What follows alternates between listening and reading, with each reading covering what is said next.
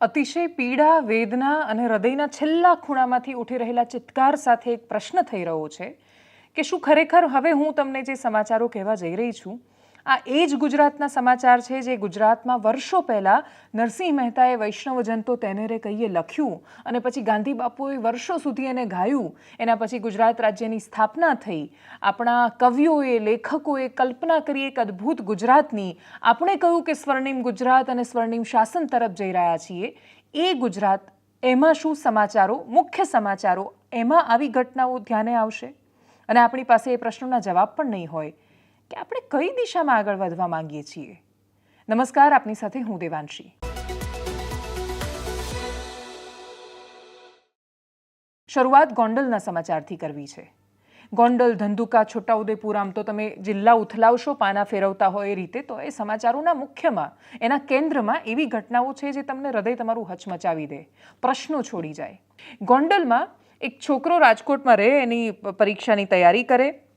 એ છોકરો રાજકુમાર જાટ એનું નામ, એ નીકળે છે. રાજકુમાર જાટ મૂળ રૂપે રાજસ્થાનનો છે, પરિવારની સાથે રહે છે, યુપીએસસીની તૈયારી કરે છે. એને એના પિતા સાથે કોઈ સંઘર્ષ થાય છે. એ બીજી તારીખે એના પપ્પાને ફોન આવે છે. 11 વાગે ફોન કરે છે એના પપ્પા. મંદિરના પૂજારી ગોંડલ પાસેના ઉપાડીને કહે છે કે તમારો છોકરો અહીંયા છે, અને એટલે જ એના પપ્પા ત્યાં આવે છે. છોકરો એની સાથે કંઈક બબાલ સંઘર્ષ કંઈક થતું હોય છે. એ છોકરો ફૂલ સ્પીડમાં ગાડી ચલાવતો ચલાવતો આગળ જતો હોય છે. બમ્પ આવે છે ગોંડલમાં એક વિસ્તારમાં, એક ઘર આગળ.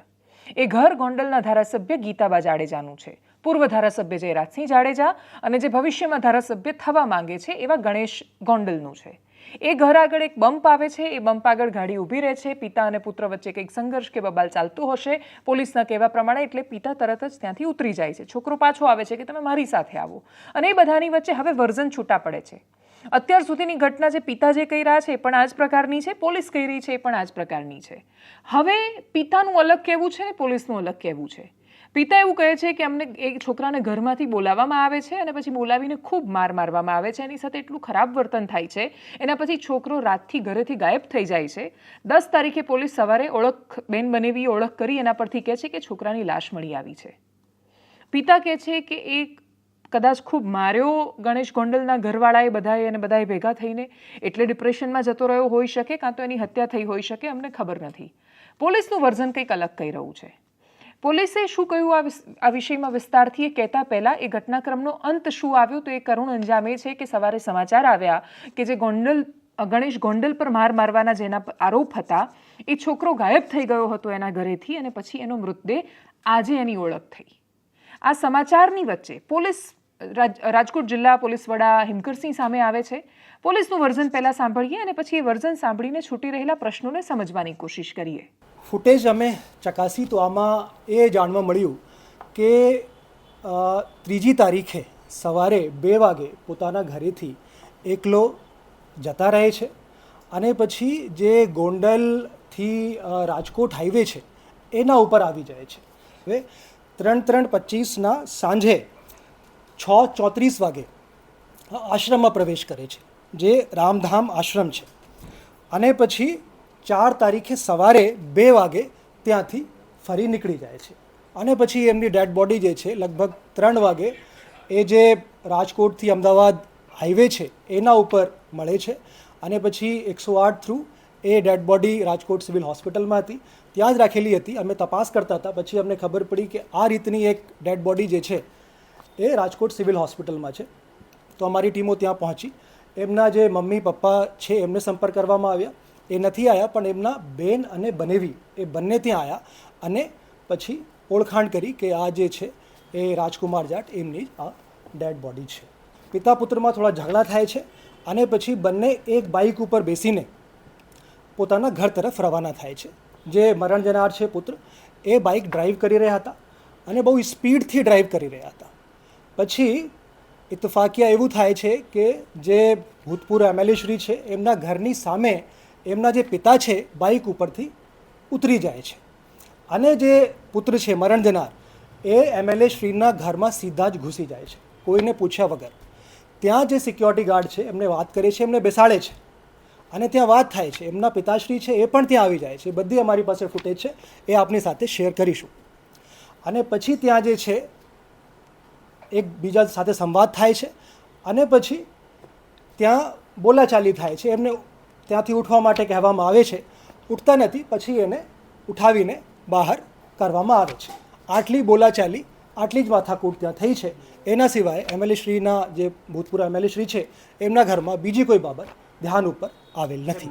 આગળ વાત બીજી એક એવી ઘટનાની કરવી છે જે ઘટના જોતા પછી પ્રશ્ન એ થયો, એનો વિડીયો પણ જોયો મેં, અને કદાચ હું એ વિડીયો તમને નથી બતાવી શકવાની કેમ કે એ અવસ્થામાં જ નથી કે વિડીયો બતાવી શકાય. પણ જે લોકોને વોટ્સએપ પર આવ્યો ને જે લોકોએ જોયો, જો કદાચ એમણે ભૂલથી રાત્રે જોઈ લીધો હોય તો એમને આખી રાત ઊંઘ ન આવે. એમાંય જો એમનું બાળક હોસ્ટેલમાં હોય તો મા બાપ કદાચ સવારે મારતી ગાડીએ પહોંચે અથવા પહેલાં રાત્રે 2 વાગે કોઈએ જોયો હોય તો એ 2 વાગે પોતાના બાળકને ફોન કરીને પૂછે કે તું સેફ તો છે ને, તારી સાથે કશું ખોટું નથી થઈ રહ્યું ને.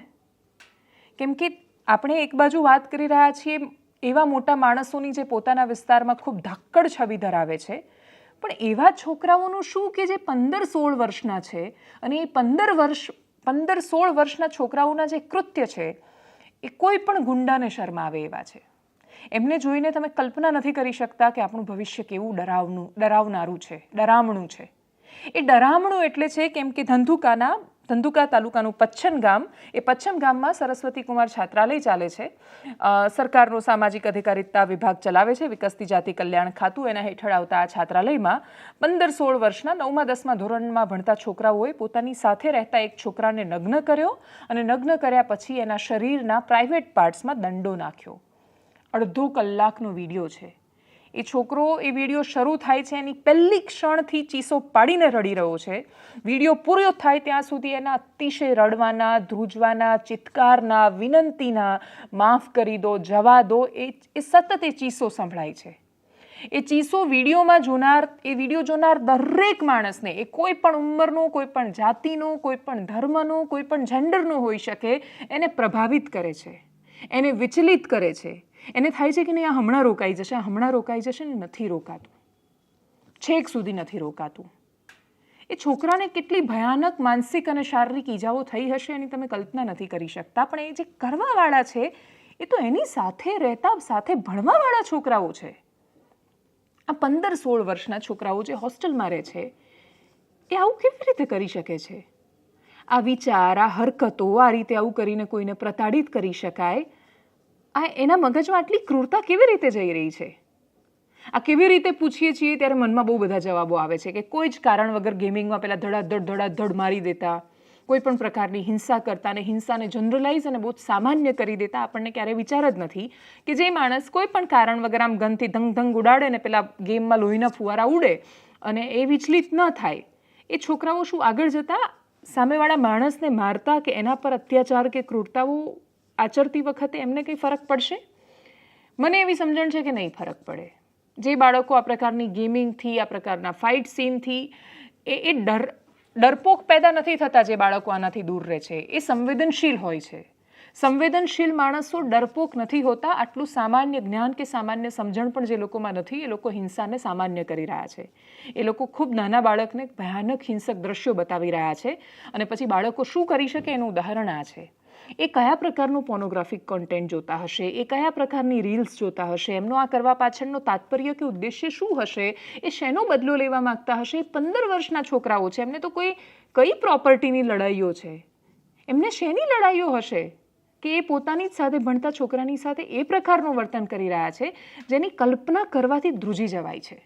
વિચાર આવે છે આજથી 10 વર્ષ પછીના ગુજરાતનો, કે જ્યારે જે બાળકો અત્યારે નાના છે એ મોટા થશે.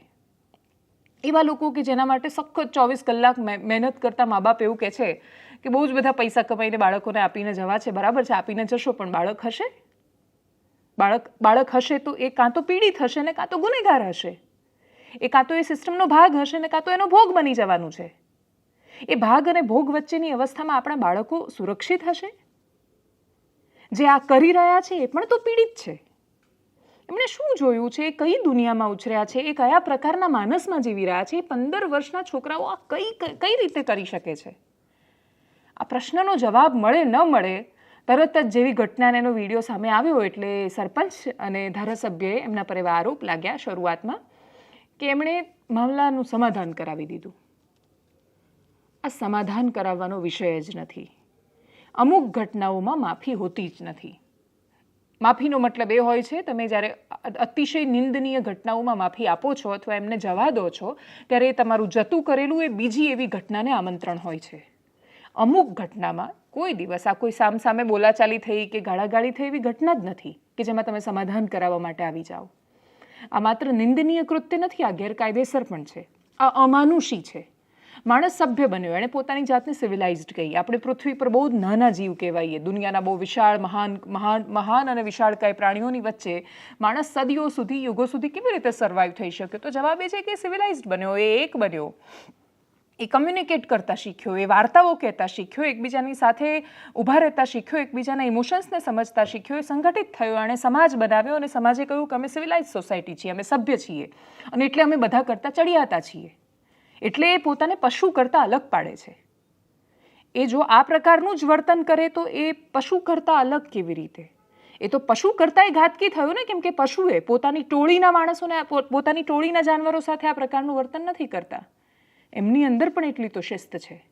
તો જે માણસ પોતાની જાતને માણસ નામે મગતરું આટલી મોટી મોટી વાતો કરે છે, એ માણસ એ સભ્ય સમાજમાં જ્યાં એણે સજાનું ને બાકીનું બધાની વ્યવસ્થા કરી છે, એ રાજ્ય કે જ્યાં આપણે સેવા, શાંતિ, સુરક્ષા આપણી પોલીસનું સૂત્ર છે, ત્યાં સમાજ પણ પડી રહ્યો છે ને કાયદો વ્યવસ્થા એ કથળી રહી છે. બંને બાજુથી આ થાય તો જ આવા દ્રશ્યો સામે આવે. સમાજ બહુ મહાન પહેલેથી હતો જ નહીં. સમાજ બહુ જ મહાન નહોતો એટલે તો કાયદો અને વ્યવસ્થા લાવ્યા. સમાજમાં જાતે શું કરવું ને જાતે શું ન કરવું એટલી સમજણ નહોતી એટલે તો આપણી પાસે ભારતીય ન્યાય સંહિતા છે. શું કામ છે આપણી પાસે કાયદો, વ્યવસ્થા, કાનૂન, નીતિ, નિયમ, વકીલ, પોલીસ? આ વ્યવસ્થાઓ શું કામ છે? એટલા માટે છે કેમ કે આપણને ખબર છે કે એ ગમે ત્યારે અસંયમિત થઈ શકે છે. એ મૂળ રૂપે એના જેનેટિકલી તો એ સિવિલાઇઝ નથી, એ ગમે ત્યારે આ સભ્યતામાંથી બહાર નીકળશે ને એટલે જ એને નિયંત્રણમાં રાખવા આ વ્યવસ્થાઓ છે. એ વ્યવસ્થાઓના જાગીરદારો જ્યારે સમાધાનો કરાવવામાં લાગે ત્યારે આવા દ્રશ્યો સામે આવે છે. અને આ દ્રશ્યો સામે આવે એના પછી આપણી પાસે બૂમો પાડવા સિવાય રસ્તા જ નથી રહેતા. કેમ કે આવતા રોકવા માટે એ ગેમિંગ કેટલા વર્ષના બાળકો રમશે એના પર ના કોઈ સરકારી નિયંત્રણ છે, ના મા બાપનું નિયંત્રણ છે.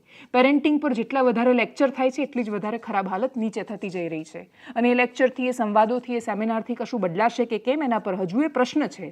કેમ કે અઠવાડિયામાં એક દિવસ જેની પાસે સેમિનાર અટેન્ડ કરવાનો સમય છે એની પાસે 1 કલાક પોતાના બાળક સાથે વાત કરવાનો સમય નથી. કેમ કે એ તો કહેશે કે હું તો બાળકના ભવિષ્યની ચિંતામાં કમાવવા માટે પાછળ લાગેલો છું. એ કમાઈ લીધા પછી બાળક કઈ અવસ્થામાં હશે એનો જવાબ નથી. અને એટલે જ અતિશય ખરાબ ચક્રવ્યૂહમાં ફસાઈ રહેલા આપણે એકમાત્ર આશા અત્યારે સહારાની જેમ કાયદો અને વ્યવસ્થા બાજુ કરી શકીએ છીએ. અને એ પણ સોશિયલ મીડિયામાં બહુ જ બધી બૂમો પડ્યા પછી, રાજનીતિ ઇન્વોલ્વ થયા પછી. શું કહ્યું ડીવાયએસપીએ ત્યાંના? સાંભળીએ એમને. ફેસબુક પર એક વિડીયો વાયરલ થયેલો હતો જે અમારા ધ્યાનમાં આવેલું છે. એમાં એક બાળક છે, સ્કૂલ ગોઈંગ બાળક, જેને મારવામાં આવે છે અને 2 બાળકો એને મારે છે. આ બનાવ ધંધુકાના પશ્ચિમ ગામનો બનાવ છે. આમાં જ્યારે આ બનાવ ધ્યાનમાં આવ્યો ત્યારે પોલીસે પહેલા ખરાઈ કરી ત્યાં જઈને, તો એમના જે વાલીઓ છે એમને મળીને એમને થોડું કાઉન્સેલિંગ કરીને અમે જાણીને અમે ફરિયાદ નોંધવાની પ્રોસેસ ચાલુ કરી. અને સેકન્ડલી જે લોકો આ વિડીયો બનાવે છે અને આ કૃત્યમાં સંડોવાયેલા હતા એમને શોધવાના પ્રયત્નો ચાલુ છે. ટોટલ કેટલા લોકો વિરુદ્ધ ફરિયાદ, કેટલા વિદ્યાર્થીઓ વિરુદ્ધ ફરિયાદ કરવામાં આવી છે અને કન્ટેન્ટ શું છે, કઈ કલમો હેઠળ ગુનો દાખલ થયો? આ જે બનાવ છે આમાં પોક્સો અને આઈટી હેઠળ અમે ગુનો નોંધવામાં આવેલો છે. સાથે સાથે બીએનએસ ની કલમ 115 મુજબ બી ગુનો નોંધવામાં આવશે. કેટલા લોકો વિરુદ્ધ? કેટલા લોકો અત્યારે તપાસમાં ખુલશે. બટ અત્યારે હું એટલું કહી શકું છું કે જે વિડીયો બનાવે છે, જે લોકોને આ કૃત્યમાં સંડોવાયેલા હતા, અને ત્રીજા જે લોકોને આ કૃત્ય વિશે ખબર હોવા છતાં એ લોકો કંઈ એક્શન નથી લીધું. સાથે સાથે આવા બીજા ઇન્સિડન્ટ્સ વિશે બી અમે જોશું કે આવા કોઈ બીજા ઇન્સિડન્ટ્સ બનેલા છે કે નહીં. અને છેલ્લે અમે જે સ્કૂલનું ઇન્વોલ્વમેન્ટ છે, યદિ સ્કૂલનો કંઈ ઇન્વોલ્વમેન્ટ છે આ કૃત્યમાં કે નહીં, એ બી અમે તપાસણી કરશું. શું કારણ છે આવું મારવા પાછળ, બાળકને આ રીતે જાતીય સતામણી કરવા પાછળનું પ્રાથમિક કારણ શું લાગે? પ્રાથમિક કારણ આ છે કે જે આરોપીઓ છે એ બી બાળક છે અને જે ભોગ બનનાર છે એ બી બાળક છે. એક ઇમેચ્યોરિટી બની શકે છે. પછી આ ફેસબુક અને ઇન્સ્ટાગ્રામનો જમાનો છે, બાળકો ઘણી રીતે ખોટી રીતે ઇન્ફ્લુઅન્સ થતા એ બની શકે છે. તમારા સોશિયલી તમે કઈ સરાઉન્ડિંગ્સમાં, તમે સ્કૂલમાં કઈ વાતાવરણ છે જ્યાં વાયલન્સ તમે જુઓ છો, તમે મૂવીઝમાં વાયલન્સ જુઓ છો, એ કારણ બની શકે છે. બાળક બહુ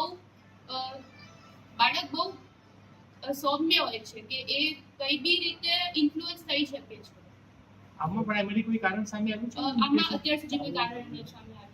અચ્છા જે મેડમ જે છે એ કોલેજ છે જે હોસ્ટેલ છે એ સરકાર હસ્તગત છે પ્રાઇવેટ જે લોકોને આ કૃત્યમાં સંડોવાયેલા હતા અને ત્રીજા જે લોકોને આ કૃત્ય વિશે ખબર હોવા છતાં એ લોકો કોઈ એક્શન નથી લીધું. સાથે સાથે આવા બીજા ઇન્સિડન્ટ્સ વિશે બી અમે જોશું કે આવા કોઈ બીજા ઇન્સિડન્ટ્સ બનેલા છે કે નહીં. અને છેલ્લે અમે જે સ્કૂલનું ઇન્વોલ્વમેન્ટ છે, યદિ સ્કૂલનો કંઈ ઇન્વોલ્વમેન્ટ છે આ કૃત્યમાં કે નહીં, એ બી અમે તપાસણી કરશું. શું કારણ છે આવું મારવા પાછળ, બાળકને આ રીતે જાતીય સતામણી કરવા પાછળનું પ્રાથમિક કારણ શું લાગે? પ્રાથમિક કારણ આ છે કે જે આરોપીઓ છે એ બી બાળક છે અને જે ભોગ બનનાર છે એ બી બાળક છે. એક ઇમેચ્યોરિટી બની શકે છે. પછી આ ફેસબુક અને ઇન્સ્ટાગ્રામનો જમાનો છે, બાળકો ઘણી રીતે ખોટી રીતે ઇન્ફ્લુઅન્સ થતા એ બની શકે છે. તમારા સોશિયલી તમે કઈ સરાઉન્ડિંગ્સમાં તમે સ્કૂલમાં કઈ વાતાવરણ છે જ્યાં વાયલન્સ તમે જુઓ છો, તમે મૂવીઝમાં વાયલન્સ જુઓ છો, એ કારણ બની શકે છે. બાળક બહુ સૌમ્ય હોય છે કે એ કઈ બી રીતે ઇન્ફ્લુઅન્સ થઈ શકે છે. આમાં પ્રાઇમરી કોઈ કારણ સામે આવ્યું છે? આમાં અત્યાર સુધી કોઈ કારણ નથી સામે આવ્યું. અને છેલ્લે વાત છોટાઉદેપુરની કરવી છે. છોટાઉદેપુરના બોડેલી પાસેનું પાણેજ ગામ. પાણેજ ગામમાં એક એવી ઘટના સામે આવી જે સાંભળીને આપણને થાય કે જે મેં શરૂઆતમાં વૈષ્ણવજનની વાત કરી એમ આપણે જય જય ગરવી ગુજરાત લખ્યું, એમાં આપણે સ્વર્ણ પ્રભાત ઉગશે, આજ બાપુની પુણ્યભૂમિ પર ઉગ્યું સ્વર્ણ પ્રભાત, જય જય ગરવી ગુજરાત.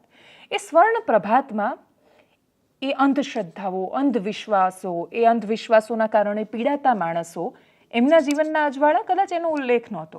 છોટાઉદેપુરના પાણેજ ગામમાં એક ભુવાનું જઘન્ય કૃત્ય તમારા મગજને હલબલાવી દેશે. એ એક 5 વર્ષની છોકરીને લઈને ગયો ભુવો, અને પછી એ ઉઠાવીને પોતાના ઘરની સામે જ રહેતી એક છોકરી છે, એ ભુવો છે અને એવું લાગે છે કે એ બલિ ચઢાવી શકે છે. એ 5 વર્ષની છોકરીને ઉઠાવીને લઈ ગયો ને બલિ ચઢાવી દીધી, મારી નાખી એ છોકરીને. પકડાયો ક્યારે? જ્યારે બીજી 2 છોકરીઓને લઈ જવા ગયો હતો ને ધ્યાન પડ્યું ને નજરે પડી ત્યારે બચાવાઈ. એ છોકરીઓને બલિ ચડાવવા જઈ રહ્યો હતો. માનવ બલિ ગુજરાતમાં થઈ રહી છે. એ જસદણમાં થાય છે જ્યારે માણસો જાતે પોતાના માથાને હોમી દે છે. એ પોતાના બાળકને, ધ્રુવા નામની છોકરી ગીરના જંગલમાં રહેતો એ બાપ પોતાની દીકરીને મારી દે છે અને માં ખોટું બોલે છે પતિના સમર્થનમાં. એ કહે છે કે મારા પતિ અમારા પરિવાર માટે સારું કરતા હતા. દીકરીને મારીને પરિવારનું શું કલ્યાણ થવાનું, કે દીકરીને માર્યા પછી લક્ષ્મીજી શું પધારવાના, શું ખબર. પણ કેટલી દ્રઢપણે આ માન્યતાઓ એમના મગજમાં ઘૂસેલી હશે કે કોઈ પોતાના પડોશીની દીકરીને, થોડા જ સમય પહેલાં વલસાડમાં કિસ્સો સામે આવ્યો હતો, ખાટકીનું કામ કરતો એક માણસ હતો, એને ત્યાં આવતા એ 5 વર્ષના છોકરાને લઈ ગયો અને એના શરીરના બધા જ જુદા જુદા અંગો મળી આવ્યા. ક્રાઇમના સમાચાર અમે મોટાભાગે તમને નથી કહેતા એવું માનીને કે ક્રાઇમના સમાચાર બતાવવાથી દુનિયામાં જે બાકીનું બધું સકારાત્મક અથવા પોલિટિકલી જે છે એને વધારે મહત્ત્વ આપીએ. પણ સમાચારો જ એવા થઈ જાય કે તમે એને, મારા આંખ બંધ કરવાથી એ સમાચારો ન રોકાઈ જતા હોય તો શું કરું? ક્યારે કમનસીબે આંખ ખોલીને સમાચારો તમને કહેવા પડે છે, કેમ કે એમાંથી જે પીડાઓ નીતરે છે એનો કોઈની પાસે જવાબ જ નથી. આપણે એ સમાજમાં જીવી રહ્યા છીએ જ્યાં બલિના નામ પર દેવતાઓને ખુશ કરવા માટે માણસોને મારી નાખવામાં આવે છે. કઈ સંવેદના ને કઈ મહાનતા! કોઈની પાસે જવાબ હોય તો કહેજો જરા. पुलिस શું કહ્યું સાંભળिए. बोडेली तालुका के पाड़ेज गांव में एक हत्या की घटना बनी है. घटना के अंदर जो पाड़ेज गांव में एक छोटी लड़की जिसकी उम्र 4 साल से थोड़ी अधिक थी, उसकी हत्या कर दी गई है. घटना के अंदर सुबह के समय पे ऐसा हुआ कि जो फरियाद इस घटना में जिस महिला ने फरियाद दी है, ज्योति बहन तड़वी, उन्होंने फरियाद में लिखा है कि वो सुबह के टाइम कपड़े धोने के लिए अपना एक छोटा बेटा और अपनी बेटी के साथ बाहर निकली घर के, तो उसी दरमियान उनका पड़ोसी लाला भाई तड़वी आके उनकी लड़की को खींच के अपने घर के अंदर लेके गया और घर के अंदर ले जाने के बाद वहाँ पे उसके पास कुल्हाड़ी थी, इसलिए ज्योति बहन ने बूमा बूम पाड़ के आसपास के लोगों को बुलाया, लेकिन व्यक्ति के हाथ में कुल्हाड़ी होने की वजह से किसी ने भी घर के अंदर प्रवेश नहीं किया और जो 2-3 लोग जहाँ पे इकट्ठा हुए थे उनके सामने ही लाला भाई तड़वी ने उस छोटी बालिका की कुल्हाड़ी के साथ हत्या कर दी. हत्या करने के बाद उस आरोपी ने लड़की को अपने मंदिर के सामने, एक छोटा मंदिर बना हुआ है घर में, उसके पास लेके गया और जो उसके गले पर जो कुल्हाड़ी मारने की वजह से जो खून आया था, उस खून को लेके उनकी जो मंदिर की स्टेयर केस थे उसके ऊपर उन्होंने उस खून को चढ़ाया. तो इस तरह की फरियाद ज्योति बहन ने दी है और उसके फरियाद के चलते हमने आरोपी को हिरासत में भी ले लिया है, पूछताछ जारी है। और अभी प्राइमरली ये मामला नरबली का लग रहा है, क्योंकि उसने जो खून लेके मंदिर की सीढ़ियों पर चढ़ाया है, इस वजह से हम उस डायरेक्शन में तपास कर रहे हैं और किसी का इन्वॉल्वमेंट अभी तक सामने नहीं आया है। और जैसे ही पुलिस को और जानकारी मिलती है कि इसका कोई और कारण है या नहीं है, हम आपको बताएंगे। लेकिन अभी ये मामला नरबली का लग रहा है और जो व्यक्ति है आरोपी वो थोड़ा विकृत प्रकृति का लग रहा है, इस वजह से ऐसा हो सकता है कि उसने ये गुनाह किया। છૂટા પાડવા બેસું તો આજ ગુજરાતમાંથી અનેક એવા સમાચારો છે કે જ્યાં ગાંધીનગરના સરગાસણમાં એક પતિને આખરે પકડી લેવામાં આવ્યો, કેમ કે પતિએ પોતાના જ પત્ની અને બાળકોને મારી નાખ્યા હતા. ભરૂચના વાલિયા પાસે એક જમાઈ ગયો, પોતાના માથા પર દેવું થઈ ગયું હતું. સાસુ સસરા થોડા શારીરિક રીતે અશક્ત હતા. એને એવું લાગ્યું કે આ સૌથી ઇઝી ટાર્ગેટ છે, આપણે એમને મારી નાખ્યા એમને. પત્નીને અંદાજે નહોતો કે એનો પતિ આવો હોઈ શકે. અને માત્ર આ નહીં, કોઈ પણ જિલ્લામાં લખાયેલા પોલીસ સ્ટેશનમાં લખાયેલી ફરિયાદો જોજો, અજાણ્યા માણસો કરતાં જાણીતાનો ખતરો માણસને બહુ જ વધારે છે. સગા સંબંધી અને આજુબાજુના પડોશી અને બાકીના બધા જે માણસો છે એનાથી ખતરો છે.